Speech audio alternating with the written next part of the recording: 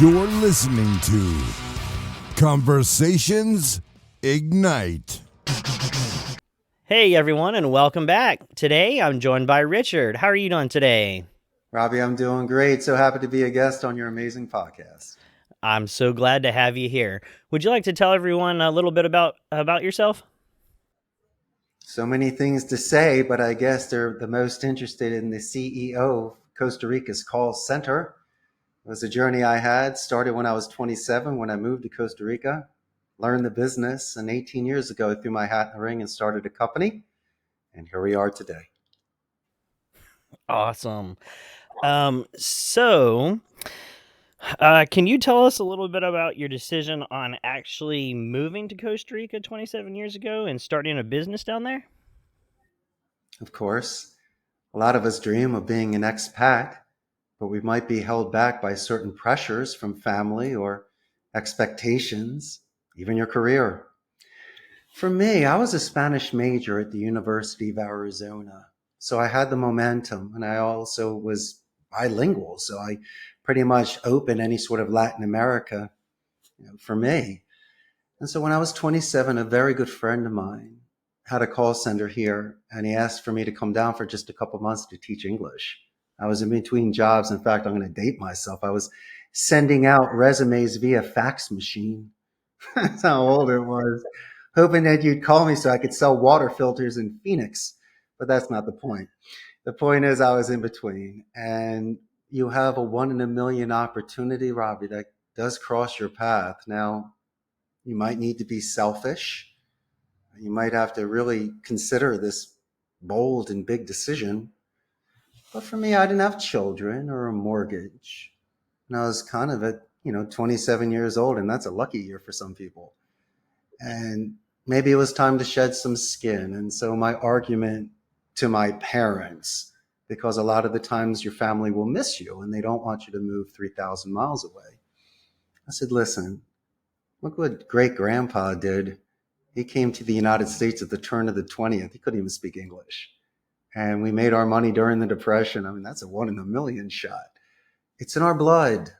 We're nomads. And if someone has that sort of spark and drive, you should encourage it, especially all the dedicated practice and investment that I made to get myself to that point. And so there are certain people that want you to live their lives, but the ones that really love you the most will allow you to live your life and support you. And so once that family guilt was out of the way, I was able to once again make a clean break for it and to start my life. Awesome.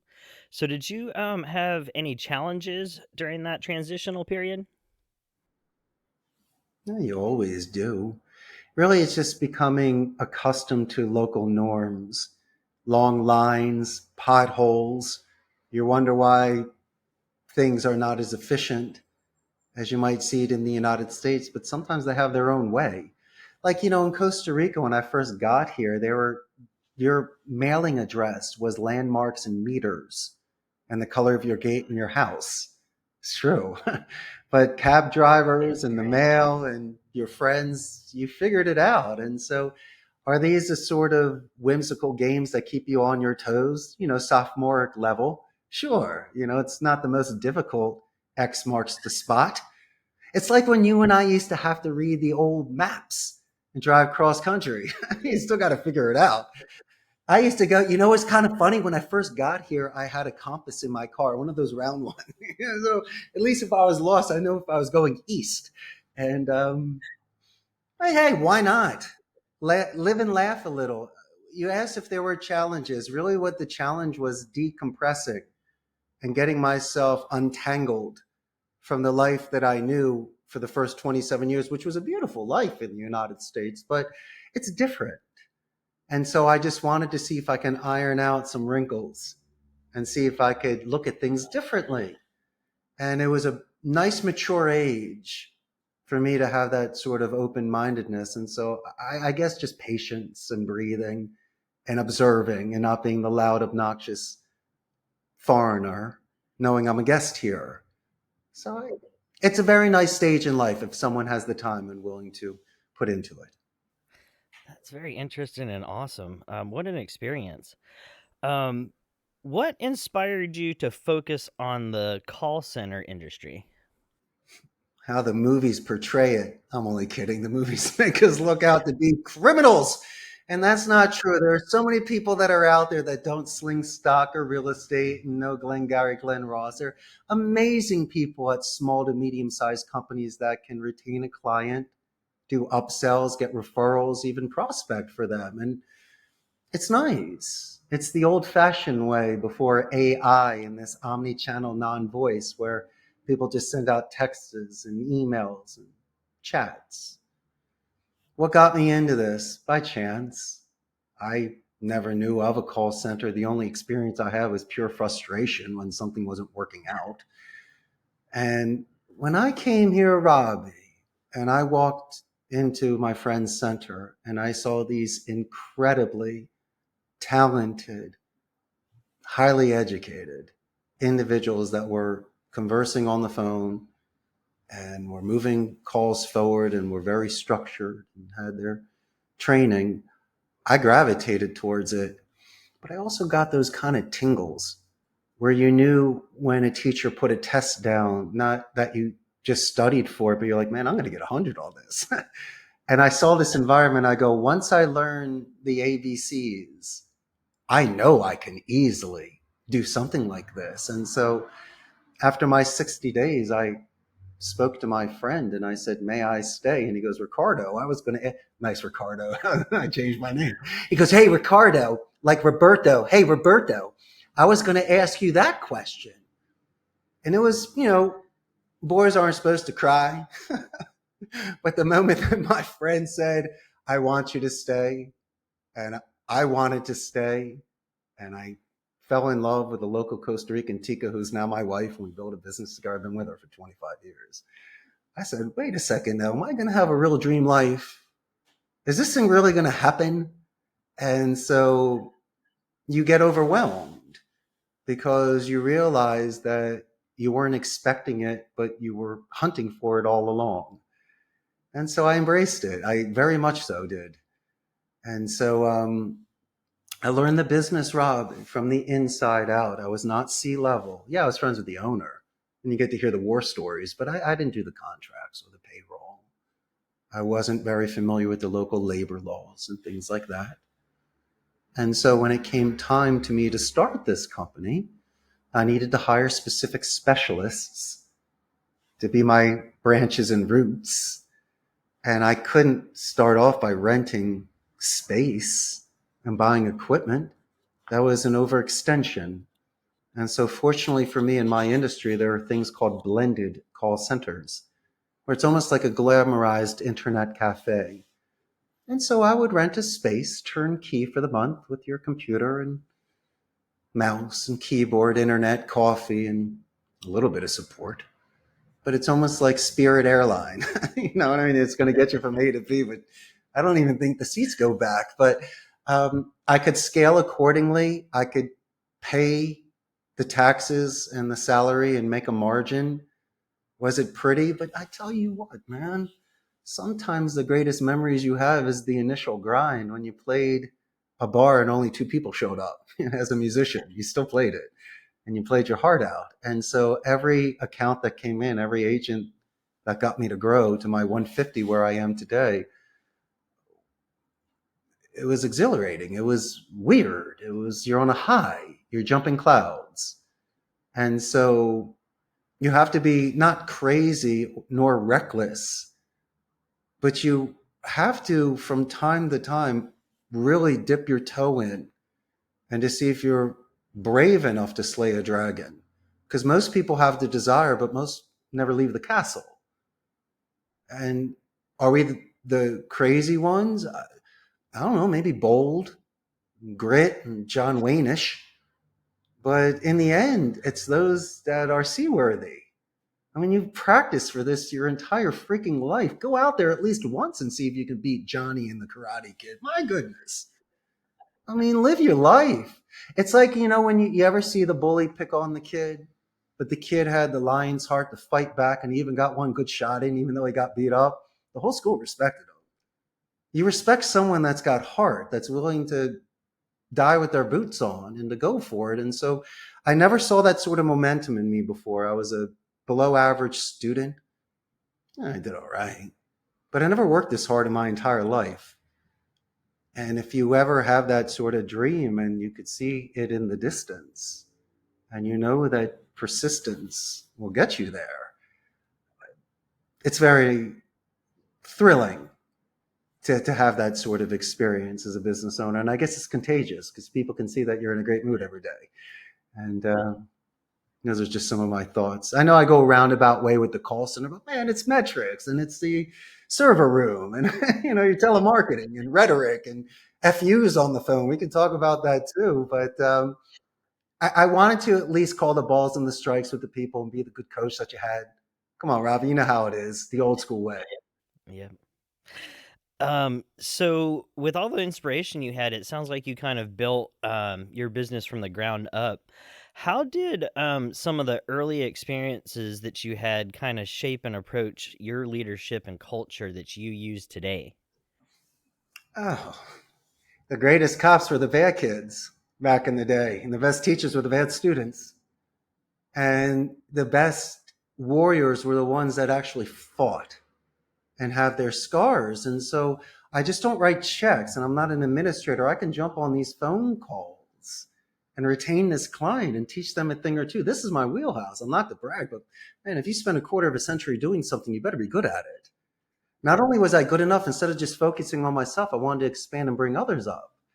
And so, wow, those 4 years that I spent at my friend's center, where you heard the good, the bad, and the happy and the sad, it easily allowed you to relate to the people that were on the phone. And so I have learned a few things: that you never mess with people's money or their kids. That's number one.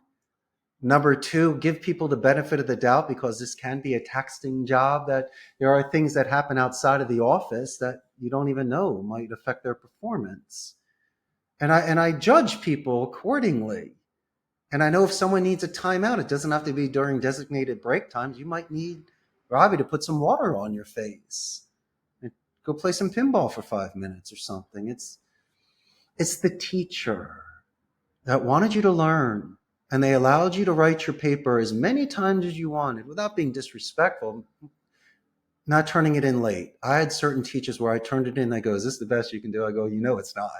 They go, "Come on, focus on this and this and this." And I love those teachers. It's not about the grade. Get something out of this. And so if I can see someone building their self-confidence and self-reliance because I've seen other bosses break them down and put fear in them, it doesn't work. And I know how I like to be treated, but I also want to make sure that people are giving me their best. How about this? And this allows me to not have a heavy heart. I get disappointed more than I do angry at people. Because I know what you can do. I've seen what you can do. And so that's all. And I'll tell you something else that I like to do. When people are coming in for their interviews, they're filling out their resumes and their sheets. It's got all the bells and whistles, right? And they're so well rehearsed for their interviews. I hate that stuff. I go, "Hey, Robbie, do me a favor. Why don't you tell me a coming of age moment?" And you'll look at me. "Come on, man. The time you beat up a bully or saved a kitten or did both in one day like an 80s movie. Come on, man." And so why am I doing this? Because if you're going to land the account with Robbie, he's going to ask you a question. It's a zig and a zag. Are you capable of putting your script aside and actually answering this man?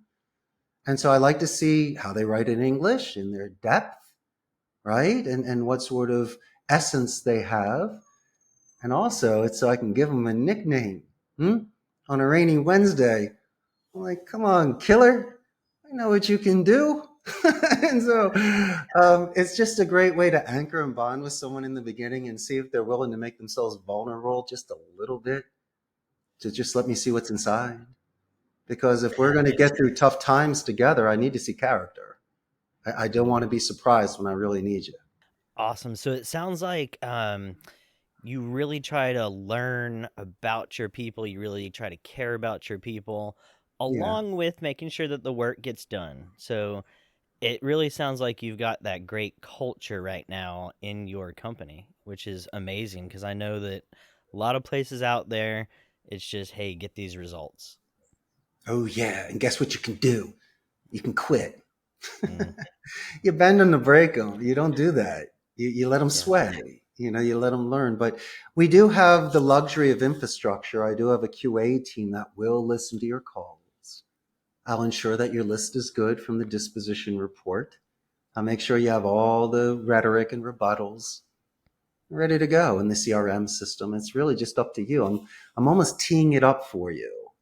You just need to present it accordingly. Nice. Now you've trained, I believe, over 10,000 bilingual telemarketers. I forced them all to sit in a class. No, I can't. Yes, I did. Over 25 years, I've trained over 10,000 people. Wow. So what's your secret to effectively training and motivating those people?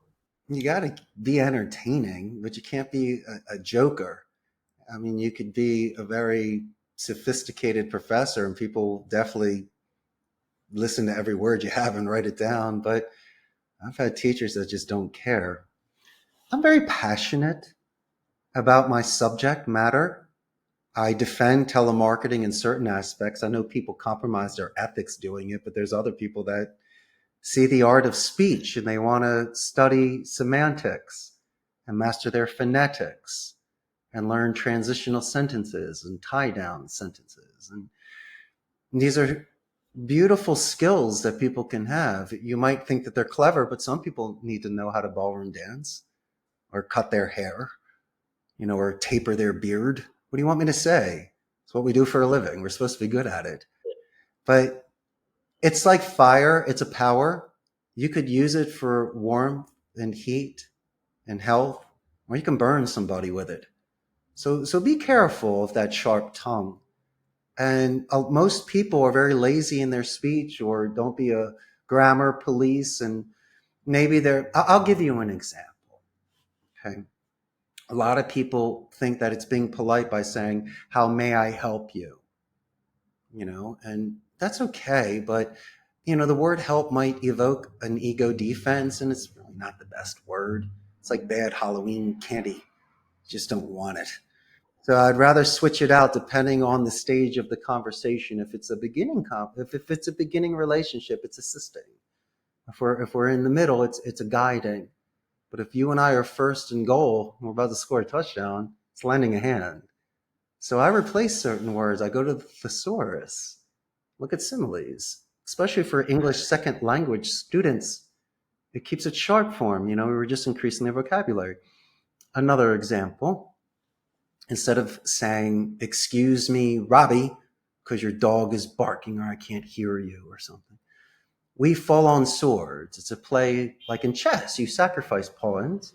So I'll say, for my clarification, was it A, B, C? Or 1, 2, 3? Maybe by the third time I'm asking for clarification, you realize to put the dog outside. But then I'm not done yet. I'm going to say, "Yo, Robbie, I love dogs. What's the name of your dog?" "His name is Champ." "Well, what breed is he?" "He's a German Shepherd." "Really? How old is your puppy?" "Ha ha ha, he's 12. Nice, Champ. German Shepherd puppy at 12. Hmm. These are the sort of anchoring techniques people need to be very attentive. They need to be in the moment to catch that dog bark and put the script aside. And so, one other suggestion that I would make, which separates us from other telemarketers, is the positive escalation. If I speak with Judy before she transfers me to you, I'm going to let her know how amazing she is. And when I get transferred to you, Rob, before I even introduce myself, I'm going to let you know how amazing Judy is. Think about your defense. There is no defense. Your defense from a 10 goes to a 1. I'll take that 9 and use it horizontally for momentum. Mass has to go somewhere. Give it to me. I'll take it. I'll take your 9 points. And then you wonder why conversations last 5 minutes. It's because you're showing very good faith prior to any sort of contracts. When was the last time Judy got complimented verbally? "Hey, Robbie, when was the last time she got complimented in writing?" Because when I do the meeting minutes and send the email, I'm going to say hi to Judy. She was great. So then I call Robbie's Company back for Conversations Ignite. Judy answers the phone. Hey, Judy, is this Richard Blank? I go, it is. Oh, you're the greatest. Robbie said what you said, and you wrote about me. I've been here for 12 years. No one's ever done something like that. And you wonder why you grow a business. Those are long-term relationship things that you do. Wow, I love it. I love how you've talked a lot about motivating, even having a fun work environment. I heard you say something earlier. Maybe if somebody's, having a bad day, needs a break, maybe playing some pinball. How do you integrate fun and maybe gamification into the culture of your call center? It's an excellent question. Very smart question. Icing the kicker. Can't do that. It's like people that run in place, those marathon runners at stoplights. I like people like that. You got to stay warm still in between sets. And so I don't want them to go have a cigarette, sit in a corner by themselves scrolling their phone or not interacting. I believe that you don't need to speak. You don't need to do anything. But if you can somehow work your mind with hand-eye coordination, with the lights, with the sound, it's a breather. But you're not getting cold. And I tell you what, my friend, when you laugh with someone, you see a different side of them. What jobs where people laugh unless you're laughing at somebody? My thing's like a neutral environment laughing. When's the last time you got to compete against with your boss? What, on the golf course? Who has time to do that, or the skills? When do you really get a chance to play with somebody? So I have an air hockey table. I got a bunch of fighting machines, Pac-Man, pinball. Let's see what your choice is. You choose. And what have I seen? I've seen people let off steam, recharge batteries, compete against me in a certain way of vigor. Like whenever you see the master teaching the student, it's nice to see the student know his wax on, wax off, and you can actually do 30 seconds worth of sparring. You're not just training. And when somebody is with me, they're talking a little bit of smack talk about the pinball. They're telling me, this last call beat them up a little bit, but then I remind them about what happened before with Mrs. Jones. Give them some Philly guilt. Robbie, say, come on, Robbie, you're better than this. Oh, and you're out of character today. And you're like, you're right, boss. And then at the end, they do haptics. You're not really supposed to touch people, right, at work? But I'll get the thanks, boss. Or if I'm playing pinball in the morning, they'll walk past me, hey, buenos dias, jefe. Do you know how much of respect that is from somebody to do that sort of electromagnetic transfer of energy? So you tell me, and you wonder why people were with you for 8 years. Because you didn't twist the knife or kick them when they were down. You did something to allow them to do some self-reflection, to see what they can do to get out of this and save face. It's kind of weird like that. Or I could just churn them and burn them and hire another 5 guys named Billy. I don't want to do that. I see this as a sanctity, because I remember people paid it forward to me back in the day.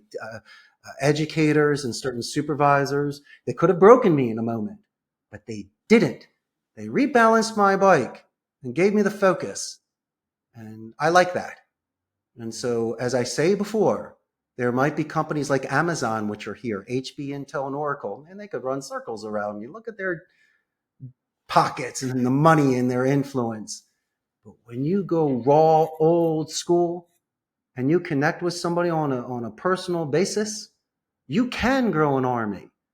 Maybe not tens of thousands, but you can still get dozens of people that will continue to walk with you over a decade. And so that's the sort of advice that I could give to CEOs and entrepreneurs that are trying to start any vertical or any sort of business, not just necessarily a call center, which, and this thing is a burnout.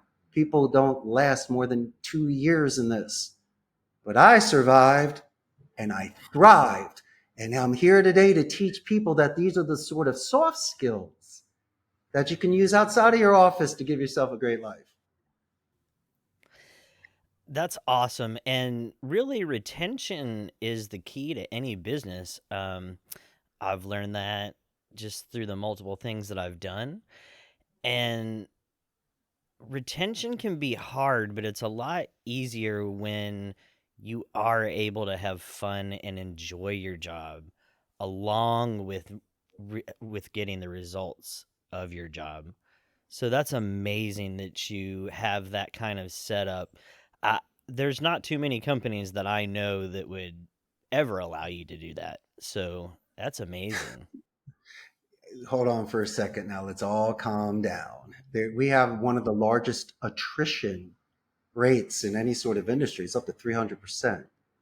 Robbie, let's talk about the bad side. Hmm? Let's talk about attrition. There's two types.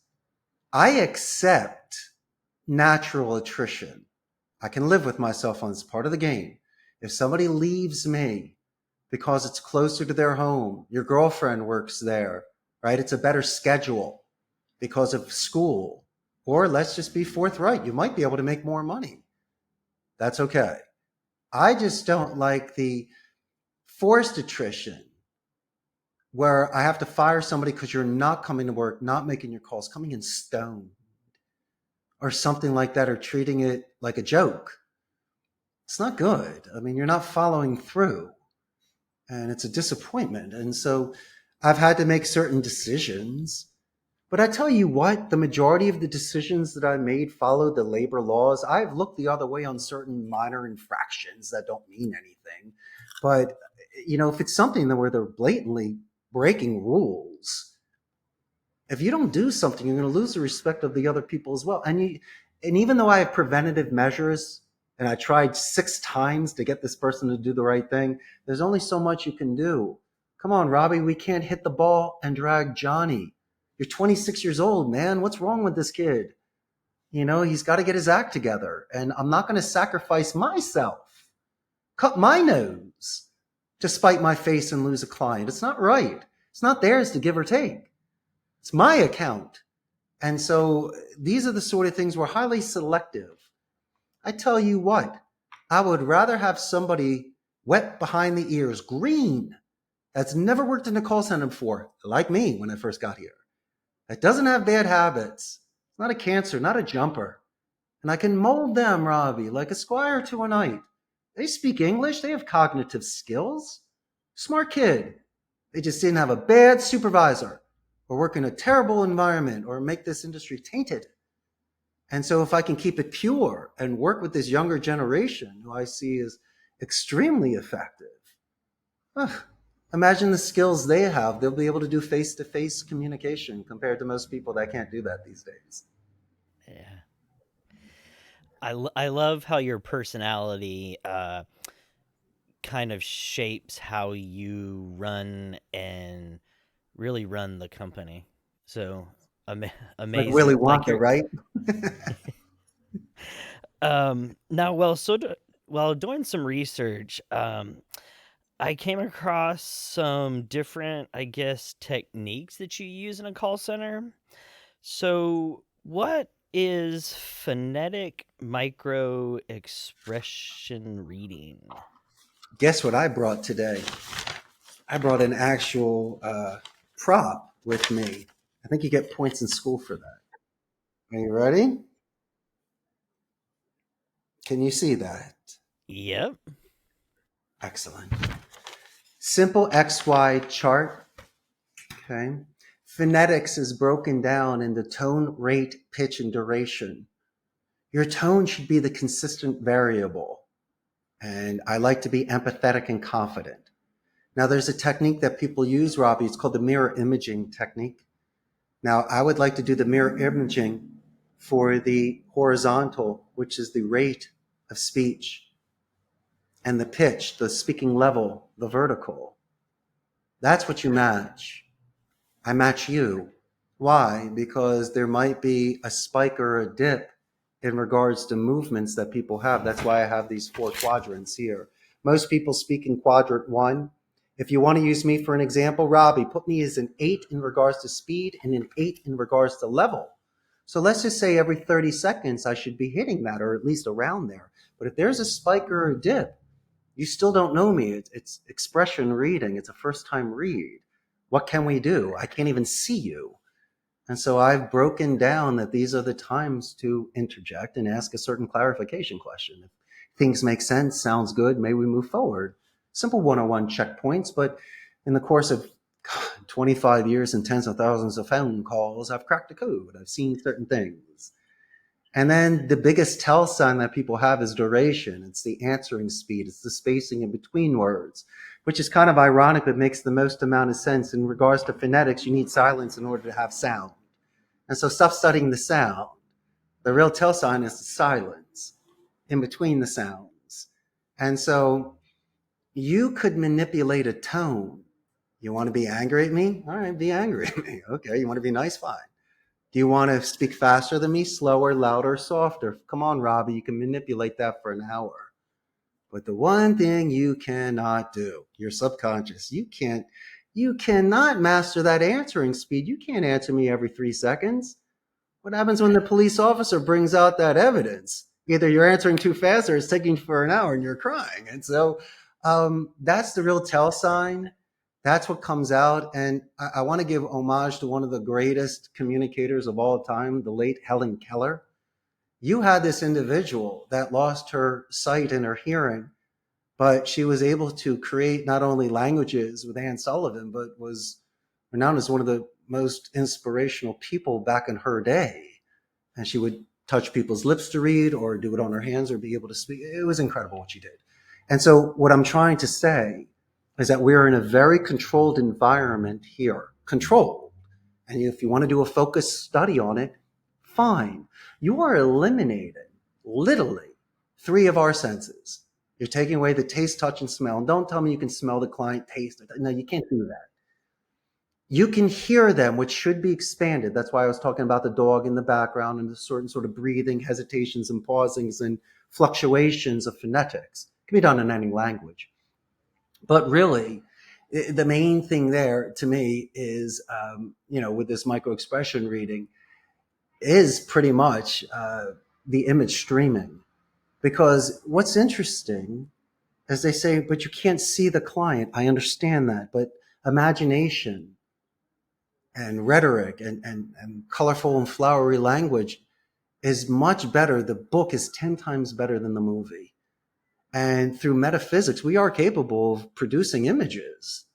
And so I believe that, yes, you still have 2 senses. Your hearing gets expanded and your sight gets blown up like I've never seen before. It's incredible. You could show someone a picture of a clock, yeah, but open it up and give descriptions now. Come on, it's sometimes better. And so I'm asking people to, even if they're on the phone, is to close their eyes so there's less distraction. And they can really paint a picture. So it's not a print. It's really a difference.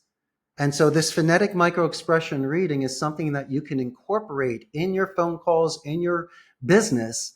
And it's not going to take away from any sort of CRM work, your rhythm, your handling time, wrap up time. And in 3 weeks, it becomes habit. And so it's just being a little more astute. It's like being an architect student. You walk around the city. Most people don't understand weight distribution or certain sort of styles, but this guy does. I mean, he sees it differently, the world, than you do. And so if you just do a little bit of that sort of study, it's incredible because all the world's a stage. It's a luxury trade. Everywhere you go, there is speech. And so you're not, intruding or prying. But man, if you're sitting next to someone and he's talking to somebody, you can't help but hear it. You might as well, besides droning it out, you might as well try to see if you're able, or if you're studying something on TV, a speech or conflicts or interpersonal communication, just studying that. And so for me, what did it do for me? I was able to ask clarification questions, things that make sense, sounds good, maybe we move forward. And so just by doing that and studying every 30 seconds to 2 minutes a spike or a dip, I was able to incorporate the phonetic microexpression reading. Wow, that's really interesting. And especially, I never really thought, but in your line of work, you really do lose some of those perceptions because you can't see or you can't smell. So that's very interesting. Do you pay attention to people's breath?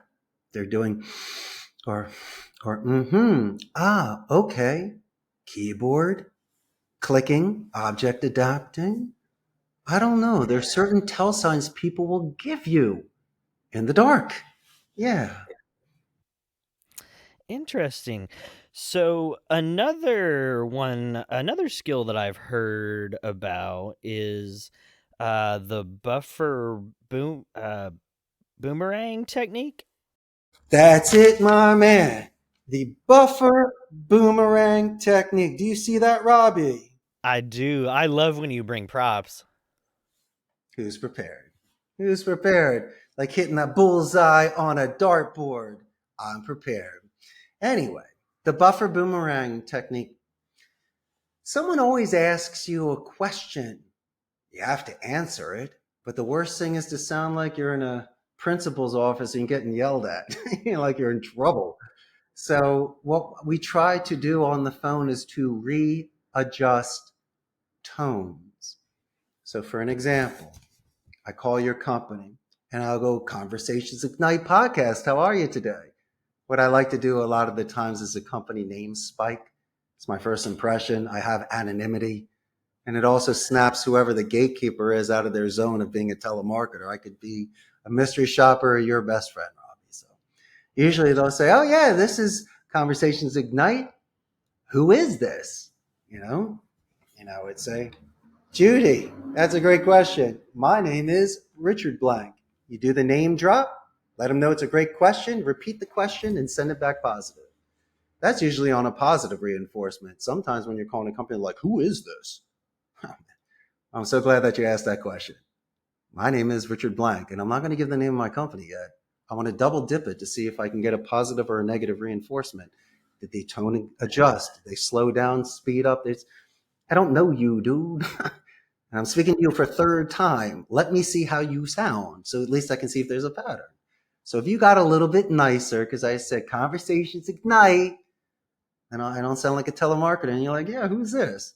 I'm so glad that you asked. My name is Richard Blank. Then they're going to go, who is Richard Blank? Gotcha. Not, why are you calling? Is this a sales call? Take me off your list. Don't call again. Or am I famous? F you. No, they go, who is Richard Blank? I'm like, oh, man, I'm so glad that you asked. Richard Blank is the CEO of Costa Rica's call center. You take it and you bring it out. It's like a half moon. Robbie, excellent question. ABC is 1, 2, 3. Richard, what's 1, 2, 3? Robbie, I'm glad you brought that up. 1, 2, 3 is ABC. ABC is 1, 2, 3. Look, his tones are changing. Look, he's sounding nicer. That's correct, Robbie. ABC is 1, 2, 3. Does that make sense? It does. Great. May we move forward? Yes. Of course, they're going to ask you who you are. Of course, they're going to ask why you're calling. Instead of saying, why are you calling? I want an appointment with Robbie. What's your name? Richard Blank. You sound like a salesman. I do. No. Come on, man. Show some finesse. Get Judy's name. Thank her for her time. Let her know she's great. Let her know it's a great question. Repeat the question so she doesn't have to repeat it again. And keep readjusting that tone from negatives into positives. And so it's just an excellent close fighting technique where you're blocking punches and getting one in there. Not the whole call. It can be annoying.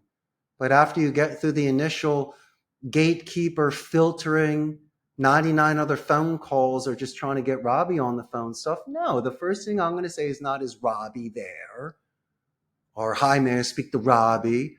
That was a Conversations Ignite podcast. You know why? Because I'm going to say better than the person that picked up the phone for you. Could be you, could be somebody else, but I'm going to teach you a lesson. It's the name of your company better than you did. And you worked your tail off to do Conversations Ignite podcast. You've been working hard the last 6 months.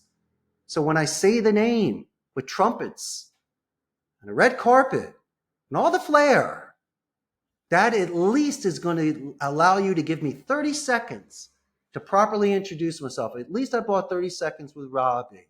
Doesn't mean his credit card's at the ready. Come on, man, I snapped you out of it. I'll let you know I'm proud of your podcast. Then you're going to ask who I am. I'm going to say my name. I'm going to say the name of my company. And then you go, you know what? What do you got going on, Richie? What's happening? And then I'll explain my services. But um, you don't need to angle. You don't need to press. And I think the best thing you can do in the beginning on this buffer boomerang is to try to anchor, get somebody's name, thank them for the question. Great question, smart question. Repeat that question, active listening, and send it back beautifully.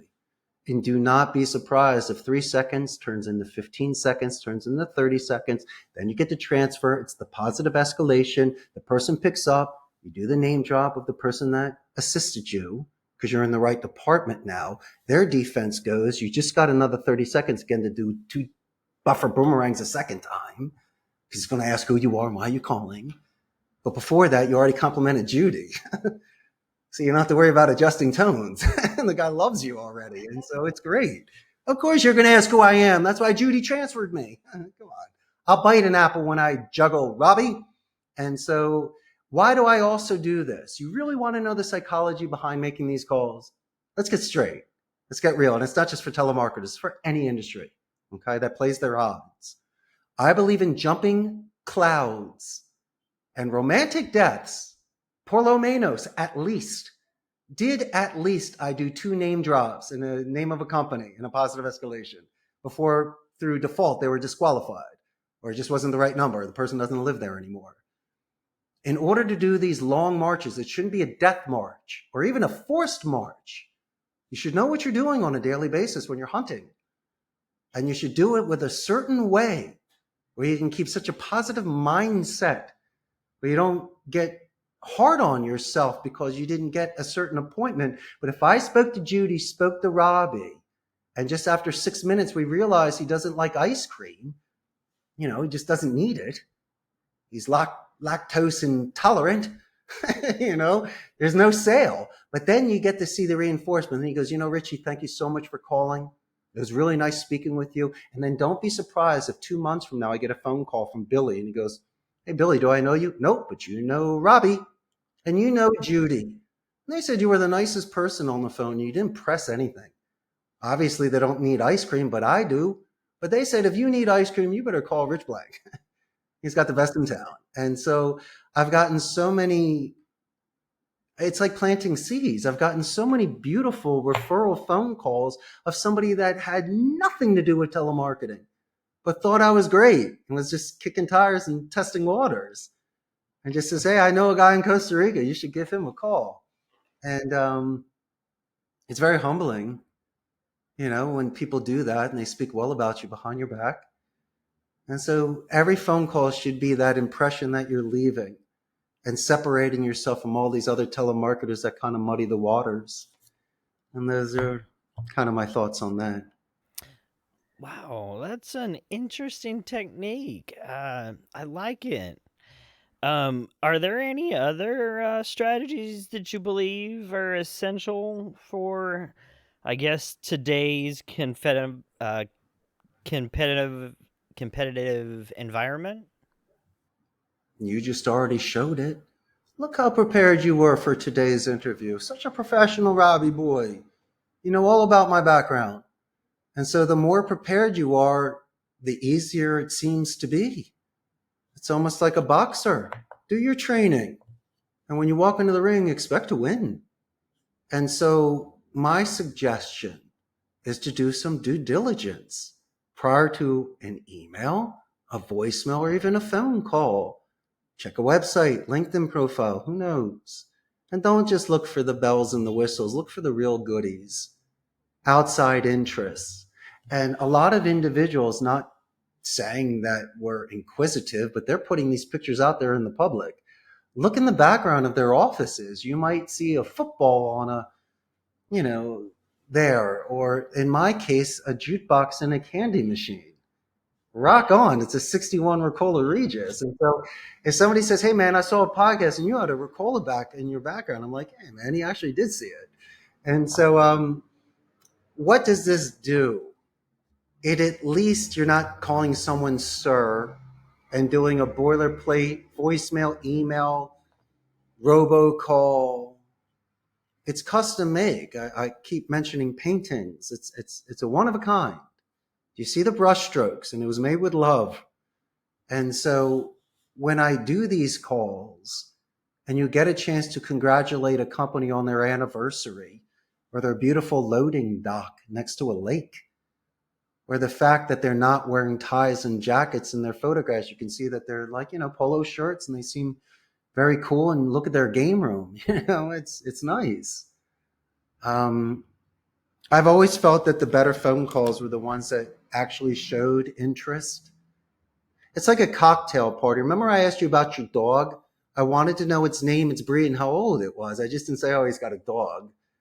And so when you ask second or third questions about somebody, those are the real friendships as well, the ones that remember birthdays or special things about you.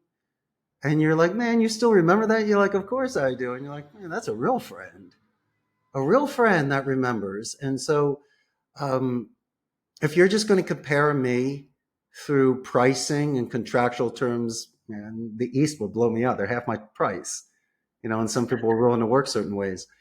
If you want to do it on merit, as long as the metrics work out and you put me on a level playing field, I can get there. I can offset certain costs with skills. And finally, if I need to give somebody peace of mind, knowing that, and I do love this about my company, it's mom and pop, my wife and I. Robbie, you call my company, you speak to the CEO, and it's okay. People want to know that somebody has skin in the game as well, and that they do care. And some of my favorite clients are the icebergs, the 1 to 3 seaters, that in the beginning, but they're just testing you. Come on, this. And when you treat them well with 3, all of a sudden you get 30 seats. So I'm no fool. Penny wise, pound foolish. No way. I treat everyone the same. Everyone. And the larger ones are more of a pain in the ass. It's the smaller ones that you can grow together. That's the real foundation right there, because you were in those stages, Robbie, when you only had 1 seat, 1 employee working part-time. You could only dream to have a dozen people. I got 150 now. I got to pinch myself. This shouldn't have happened. And so brick by brick, one by one, remember when you used to keep your quarters so you can go down to the arcade, filling that piggy bank? Man, I love filling quarters all day long. And so it's nice for me. There's only so many dinners you can eat. And yeah, I have my fun. I buy video games and stuff. I don't go out and buy Rolexes. I'd rather have 5 pinball machines. So I have my own taste. But there's a certain point in your career where you've had enough of certain things, and all you want to do is pay it forward and see other people succeed. It gives you such happiness when you have acorns for the winter and a nice nest. It really calms the heart, and it's fulfilling, because you realize how hard and how long and the time it took to get there. And so interesting. Okay, so you own a whole bunch of pinball machines and antique jukeboxes. How did you get into that?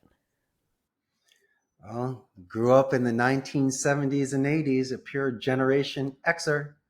And during that time, some of the greatest places to hang out with your buddies was at the arcade. Now, I could master Asteroids, Phoenix, Paperboy, and all those games, but when it came to pinball, it just seemed like such an advanced skill. Your quarters went fast, and it just didn't last. It was just too high end for me.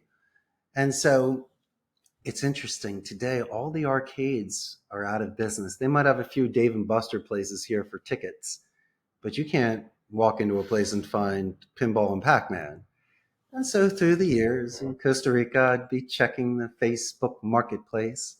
And since I had a call center and I had the space, I had the room. And so I would see places going out of business, and you would see certain bouncy castles and other machines, but in the background, from time to time, I would see a pinball machine with boxes on it. I call and ask, drive out there with a couple buddies of mine, and bring them back. Now, I know what you're thinking. Were they turnkey ready? No, most of them didn't even turn on. But I know the price and I know the value. So for just a couple $100, I would pick up a machine that would be about $4,000 to $5,000, bring them back and take the marquee off.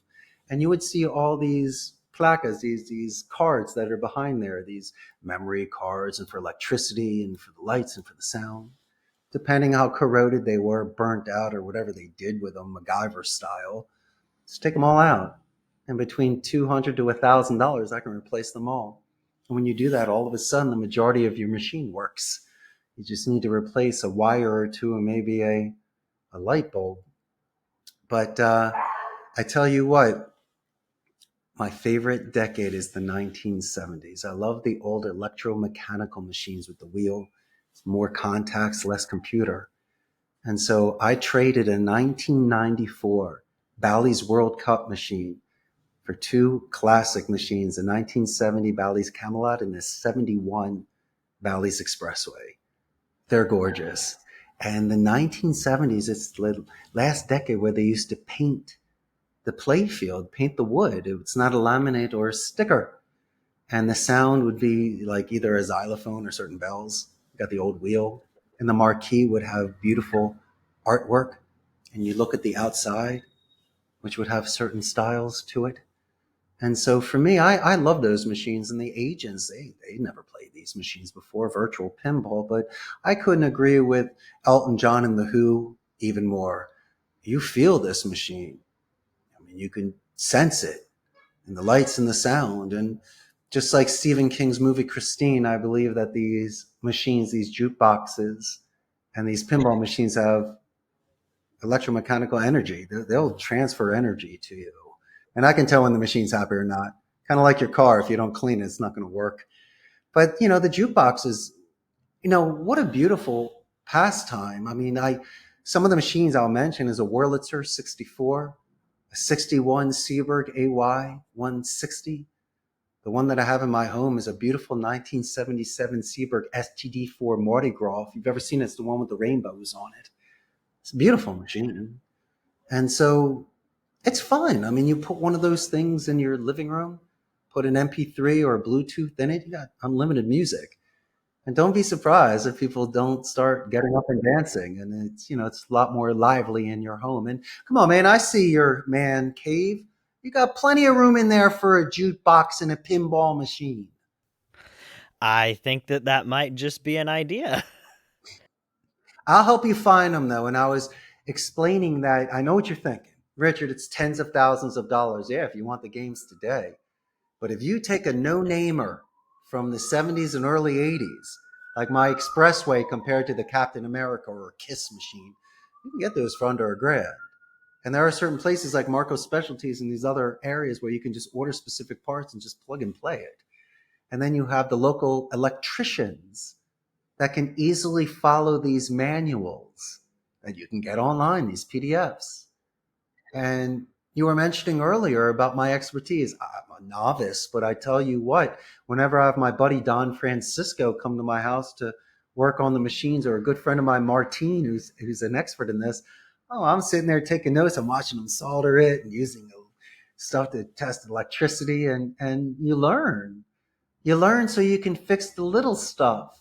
If it's major, I got the guy coming in, but if a ball gets stuck, if I got to replace something, come on, I learned how to do that. Easy. And you keep them going because they're high maintenance and they're delicate, but they're beautiful. And the worst thing ever is someone that thinks they're funny by like hitting the machine. You schmuck, this machine's 40 years old. Why are you hitting my machine? That's not cool. That's disrespectful. I'm letting you play it. These are antiques. That's why they have the tilt. And you're not being funny or cute. It's not like Happy Days with the Fonz. I don't want you banging the stuff. Seriously. And it's kind of interesting. When I've had potential clients come into my office, that's an excellent. I've had two different types of psychological tests when people come in. First is they don't know that my wife is the owner of the company. They just think she's the director of human resources. I've seen people be like, hey, get me a Diet Coke. What? No, that doesn't work. And secondly, how they treat the machines.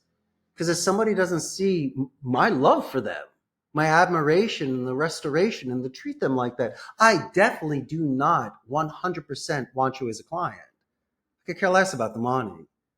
You're an idiot. You're hitting my machine. It's not right. And so, anyway, that's just my feel for it. But yeah, we got to definitely find you a machine there in Georgia. I'm going to start looking for you. Awesome. I also love how not only do you collect them, but you also restore them. So that's pretty neat. What would you say your favorite pinball machine that you have is? And how many actually do you have? You can't say that. It's like, who's your favorite child besides the redheaded stepchild? No, I'm only kidding. I have 13 pinball machines. All right. But you can't. I can definitely say that some gameplay is different from others. Like, for an example, my 1986 Williams Pinbot. It's a very famous machine. That is a light display. I love the sound. I love the game. Easy multi-ball. But then you have the Arnold Schwarzenegger 94 Last Action Hero. That's a Data East machine. That multi-ball is crazy. You got 6 balls going at one time. That thing's just madness. And you got a gun to be able to, instead of the pin, that's how you start the game. But then you have your NBA Fast Break. That's a beautiful machine right there. And so that actually has the best play field out of all. What a fun game with so many ramps and the noise and the scoring. And in fact, the way you start that game is a button in the beginning just to launch the ball. Right next to that is a 1989 mousing around Bally's machine. What a beautiful machine from the late 80s. Open play field, a couple really good ramps, great sound, a lot of fun. And then right next to that, oh my God, it's a 1977 hot tip Bally's. You're talking about a really fast moving game from the late 70s. Easy targets. 2 main ones. I mean, you got a couple drop targets. You got a couple spinners, 1 ball to hit for points. It's a beautiful game. It moves so fast. And it's a gorgeous looking marquee. Next to that is a 1976 Bally's Freedom machine.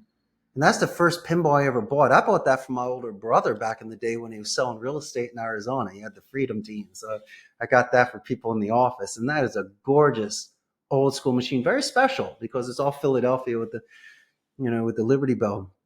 Next to that's a 1986 Williams Space Shuttle machine. It's all spacey and the marquee's fun because it's got like mirror to it and the space shuttle.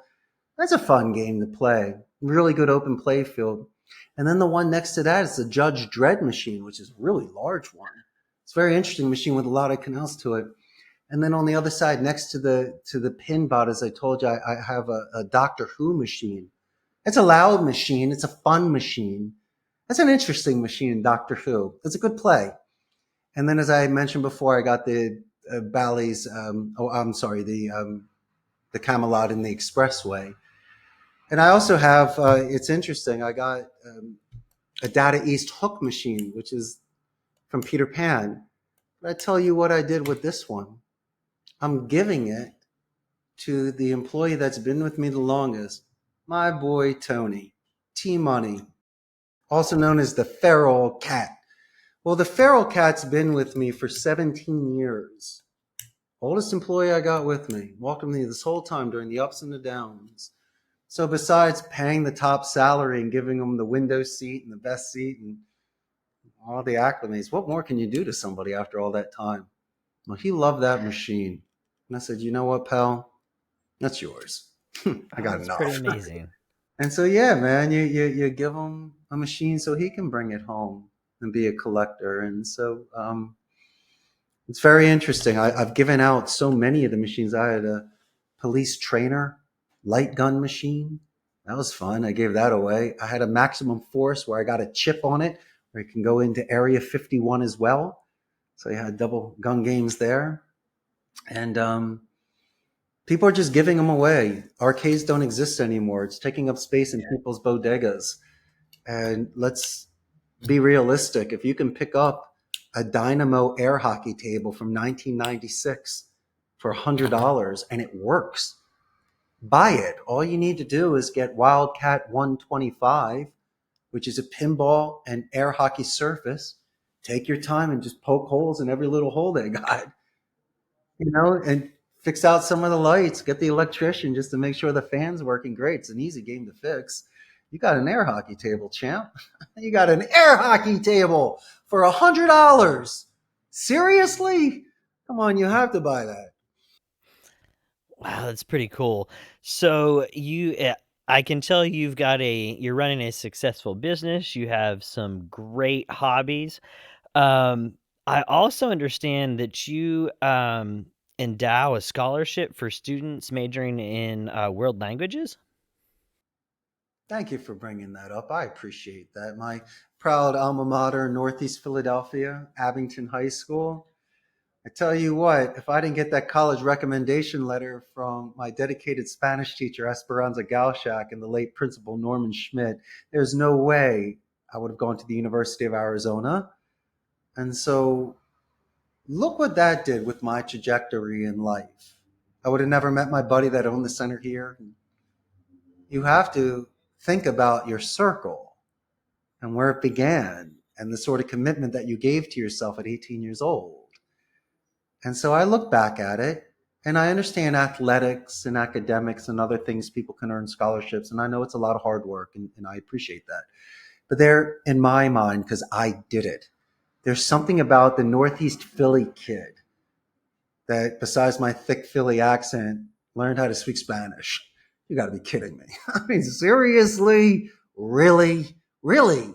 And so anybody that does that to me, it is my pleasure to pay for their books freshman year. I needed to do that scholarship. And then I don't know how it happened, but I was inducted into the 2023 class, the Hall of Fame, next to, you're not going to believe some of the people that graduated this high school: Stephen Schwartzman from Blackstone, Amber Bose, Ashton Carter, Michael Buffer, Let's Get Ready to Rumble, Bob Saget. We had Eddie George, yeah, and Sean Wooden, my year. Just proud ghosts, amazing people. And then there's me, the above average student. Above average? Come on, average student. I was just a nice kid, and I had a smile, and I had a spring in my step, and I was immature, and I was unfocused, and I didn't have discipline. What do you want me to do? I was 18 at the time. And some people believed in me and gave me enough chances and told me what to do to set me straight and get me on my way. And if you're capable and you're able, do something like that. Pay it forward in a certain way. It's a beautiful thing to do. It's, once again, you would have given your left arm to be in the position you are today. Give it back. And so, but I appreciate you bringing that up. It's I never would have thought that. And in fact, the principal at the time, Angelo Barrios, who's now the superintendent of Bucks County, became a very good friend of mine. Sin vergüenza, without shame, for one of our reunions, I think it was like 9 years ago, I showed up to hang out with my buddies. I said, hey, man, let me just go by the high school. And it's not like the old days where you can just show up. You got to call, set an appointment, go through security. They get background checks. And who am I? I'm just a kid from the class of 91. But they took my meeting. I think I brought Costa Rican coffee so I can get in there and walk the halls for a couple minutes, to smell it. Yeah, it still smells like high school. But little did I know that when I sat down with this individual, it was around my age, we hit it off. And I was telling funny stories and I was very appreciative. And I don't know what happened, but we connected. And through the years, every time I would go back to Philadelphia, I got a hero's welcome at a place that raised me.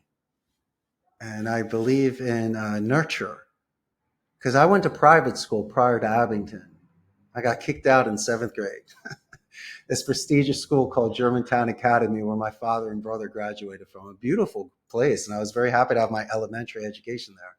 But I learned something. Certain private schools, no one lives in the neighborhood. Everyone lives yonder. Unlike public school, where everyone lives within a mile of the school. So all the kids that you saw when you were driving by in the car or other places, You know these kids now. And so I started a little bit later. I was the new kid, but I was the right kid. I was in the right environment. And it really, the school was a little bit of a structure, but it was more of the people that I grew up with that had confidence, and we were united. We all fell in love with each other and supported each other, but had that Philly grit. And I don't know, maybe it's just one of those things where you belong, and I did. And I didn't know what else to do besides give pinball machines away to my favorite employee and give money back to my high school. That gave me a second chance when the first school kicked me out and didn't give me a chance. And so, I tell you what, I like people that like me. I mean, I'm still friends with the people that I went to school with, but the administrators weren't really my biggest fans. And I tell you what, looking back at it now, there were two teachers, and I'm going to give them plugs, Mr. Wakeman and Miss Delario. It's my science and English teacher. They were so sweet. I completely failed their class. I should have gotten 5 Fs. I got 3 Fs and 2 Ds. They gave me Ds when I knew I failed. I know I failed their classes, but they were such good people. And they really, think about it, at 13 years old, what you could do to someone's self-confidence could really break a kid. And then all of a sudden that kid goes the easy way into drugs, breaking windows, staying out late, stealing cars, boys town. I mean, come on. I went the hard way. I wanted to get my act together. I knew what it was like to feel low and have people not believe in you and parents not want their kids to play with you. So you got to get your act together. And it's better off that you do it at a young age and you realize it's not fun to get in trouble. And it's better to be a good kid. And so maybe I got it out at those stages, and look what it turned into now. Wow, that's really amazing. It's just amazing to see how you're giving back to some of the less fortunate people, which is really, really awesome. Not a lot of people do that, so big shout out to you for being able to do that. Thank you, my brother. I appreciate that. And sorry to vent about my elementary stuff, but I still have nightmares about that. I'm not kidding. But you have to see, it wasn't easy for everybody. No one's an angel. Yeah, no, and that's one of the best parts, seeing people come from, kind of tough things, and seeing where they've come to and making so much success out of it. Because you get marked. People put you in a certain category at a certain stage of life. So it takes a lot to get out of that and to change things. So I had heard you mention something in the beginning of the interview about AI. What are your thoughts on the pros and cons of AI in your industry, and especially telemarketing right now? Well, it's the buggy whip and the steam engine. I'm not going to fight it, but I'm also not going to embrace it completely. Let me give you a real solid argument on AI for me. It's definitely going to replace an enormous amount of people because they're going to keep getting better at IVRs and voice responses. And so let AI do the gathering and the confirming. But when you need that empathy, that's the one thing you need, the real human interaction, because AI can't tell you how you feel when you break your arm or your puppy runs away or your heart gets broken. That's an insult. You can't do that. It's like a very cold metal bench. It's just not real. Okay. And so I think that for the most part, I will accept AI to ensure that people are getting to a certain level where their information is complete.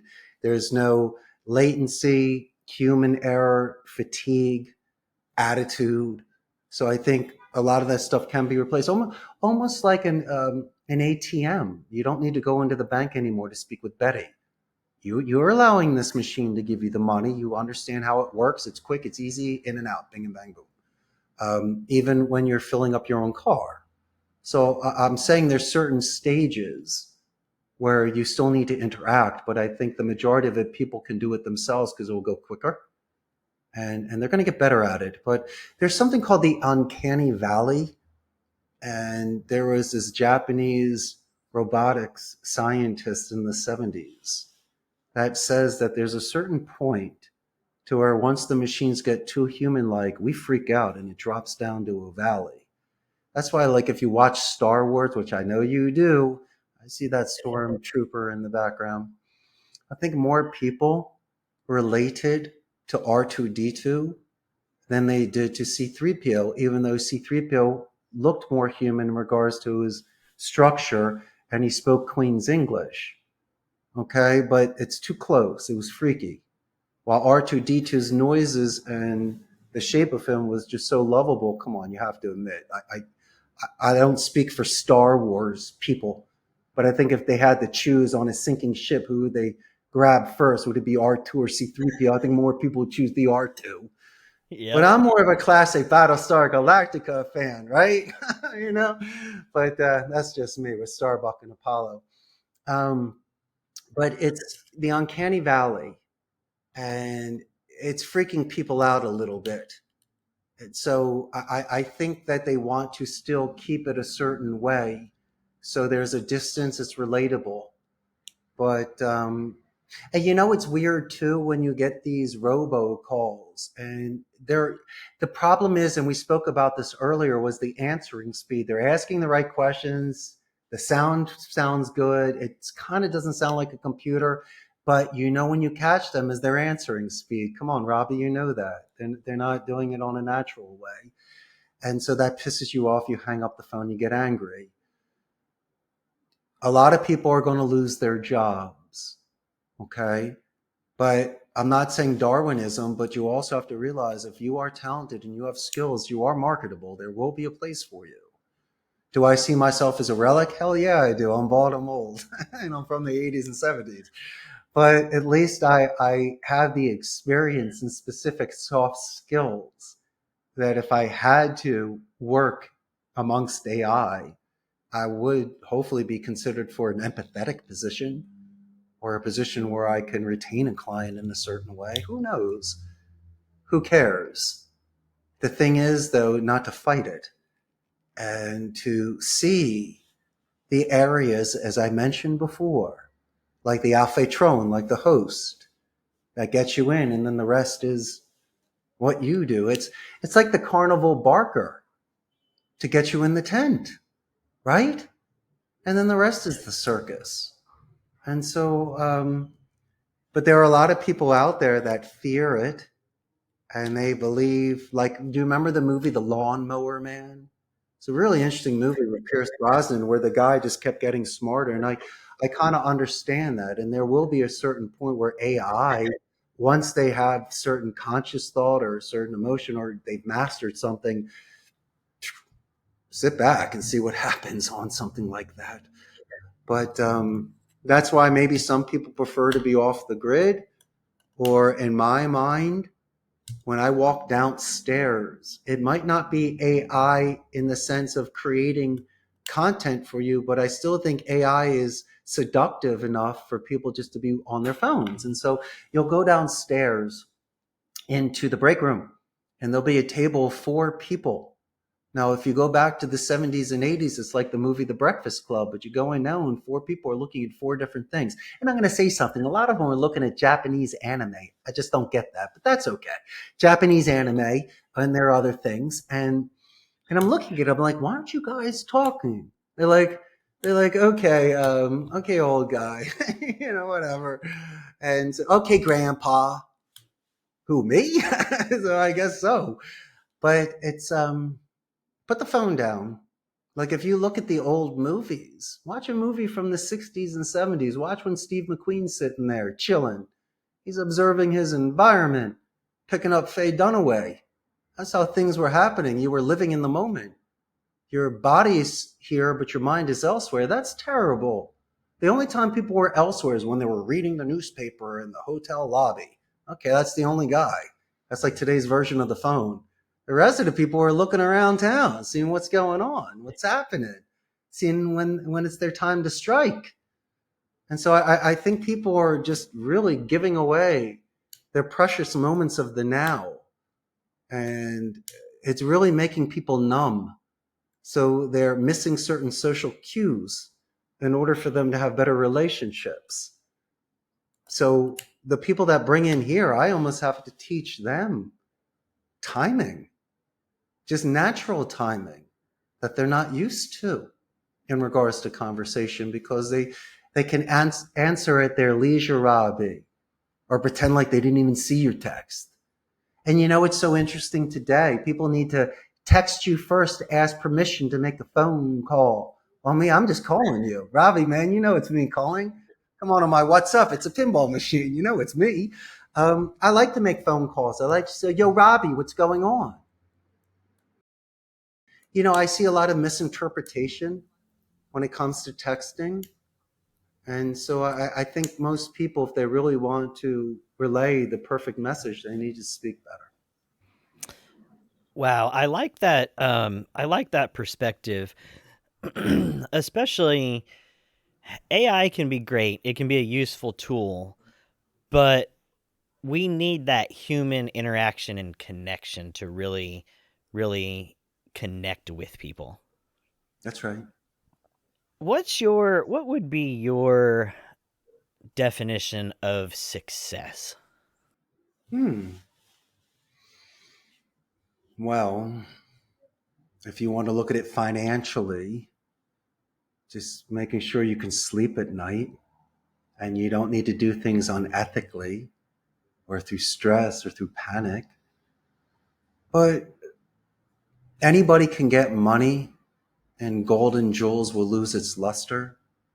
And I'm not saying I look at it differently. I was very fortunate to be able to enjoy certain advantages because of how hard I worked. And you know, success to me, once again, is when you're putting your head on a pillow, or you've decompressed so much on a long walk or a car ride or long shower or something, and you have your purest of thoughts, that you're proud of yourself, that you can look at your own eyes in a mirror. Maybe if you're in a good mood that day, give yourself eye, give yourself core, give yourself foundation, give yourself the spark, something, man. Because if you're feeling low, you could be surrounded with toys and silk shirts and watches and filet mignons, and you have no appetite. You don't want to get out of bed, and all that crap sucks. Sometimes you just want a hug. But when you're having the best time of your life and you're surrounded by all your toys and filet mignons and Rolexes, that doesn't matter either, because you're on a natural high. You're in a great mood. All you want to do is high five people. And you need these temporary things, I guess, to make yourself feel good, or it's a superficial way to compare yourself to somebody, because if he has A and I have A, we're B. But okay, whatever. And you know, when you have, it's like an adult. When you have when you're a child and you have a quarter, you can't buy a lot of candy. You and I have $100 in our pocket. We walk into a store, we could buy as much freaking candy as we want. Some days we do. I've done it, but we don't do it every day. Where if we were a child, we'd be like, I do that every day. I buy Playboys and eat candy. You're like, really? For one day. No, I'm kidding. But it's the kind of thing where if you can and you don't, then you have your restraint, or you realize that you put too much value into something because of somebody else or because you were restricted. You can stay up as late as you want when you live by yourself. No one's going to tell you what to do. That's great for a little while, and then all of a sudden you want to start having a sleep schedule, and you want to clean your dishes. Damn it, got company coming over. So get it out of your system, certain things. And once you get that stupid stuff out of your system, you realize you were chasing the wrong dream, and it didn't feel right. In fact, you go out and you know, it's kind of funny. My wife tells me all the time that she'll order clothes online, and then when she gets it, she's like, it looks terrible. It's not like the way it was online. I don't like it now. It just doesn't fit right. That's why you need to go to a store. That's why you need to see these things face to face. You just can't put it into the what ifs and what the image is online. Try the shoe on, try the dress on live. Go somewhere and see if you really want to live there. Seriously, spend some time there, drive the neighborhood. Or when it comes to your certain friends, there's ways to see, who makes the calls and who receives the calls, who makes the plans, who really shows empathy. And so I don't really keep score, but I'm a little older than you. And so what I've seen in my 52 years is consistency. So you don't have to make up for it. The dude that needs to bring flowers and chocolate on Valentine's Day is in a lot of trouble. He should have been smoothing all year long. So just Valentine's Day is just the bonus, it's not making up for it. Does that make any sort of sense? And so with your friends, you should be there 99 times when you don't need anything in return. It's not tit for tat. You just, Robbie's my boy. So freaking proud of you, man.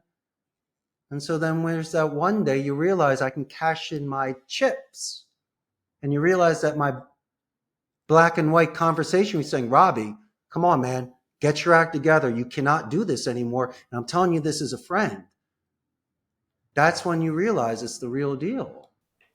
I like it. I love how you really success to you. It's not all about the money, because a lot of people say success is money, but Yeah, it's money. really about God. the experiences and really truly enjoying what you're doing. You'll make your money. You'll make your money. And don't make your day about money. If you didn't make $100 that day, don't be sad. Yeah, it's really just really about enjoying life and doing what you love. How about this? I like psychology. I like being stoic. I like certain things to give me really base. If you do a certain day with honorable intentions, that's okay. No matter what the outcome is, regardless of the outcome. And say, good, bad, or ugly, once again, I can live with myself. It's a good way to think. And so you're not going to be hard on yourself that day. It's, I don't know, people that play odds and percentages, even gamblers. If you can win 55 or 60% of the time, you're a sharp, you're a wise guy, you're a top gambler in the world. And look at baseball, 300, you're going to make millions of dollars a year hitting that. And like, didn't Kim Jong-un say that he got like, minus 18 for a golf round or something, or 18 hole-in-ones or something? Yeah, man. It's things like that. Jordan had that commercial about all the shots that he missed. And I think they said in The Wolf of Wall Street, don't judge me on all the successes I had, but the failures, because I've had so few. When people do self-raps, and I've mentioned the word vulnerability before, when you make yourself vulnerable, not where you can be attacked, but you show that you are real, that you love kittens, and you enjoy a good meal, and you love your mother, and you open doors for people, and you're just a good guy all around. Don't be surprised, because a lot of the people in business, and I mentioned this earlier about complimenting Judy and doing due diligence, the biggest of the players, they look at certain terms and money and stuff, but it's really like Hollywood with the actors. Can I work with this individual? Right? Am I going to want to hate him and kill him at the end? It's to see if you jive and you're on the same wavelength. And I tell you what, my personality is not for everybody. A lot of people that have come here to the center might have seen the games as juvenile. The fact that I wear three-piece suits, they're like, three-piece suit? Come on, man.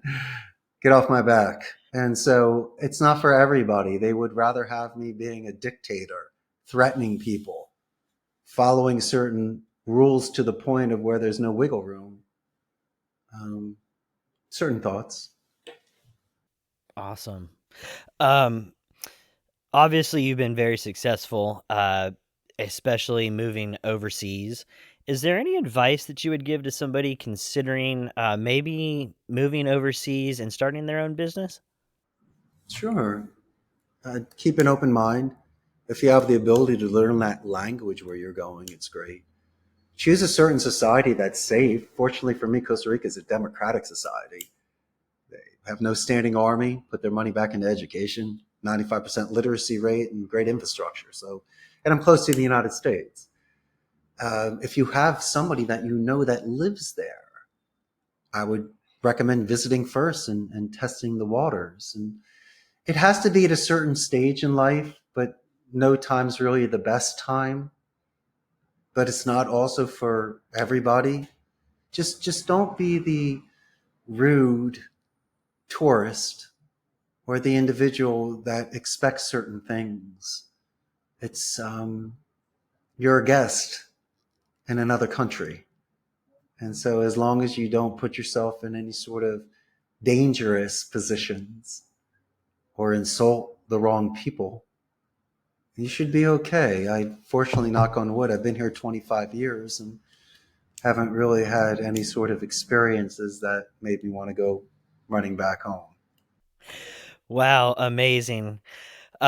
Richard, I can't thank you enough for being on the show today. I learned so much, um, really interesting, just a whole lot of knowledge. So, once again, I just can't thank you enough for being here today.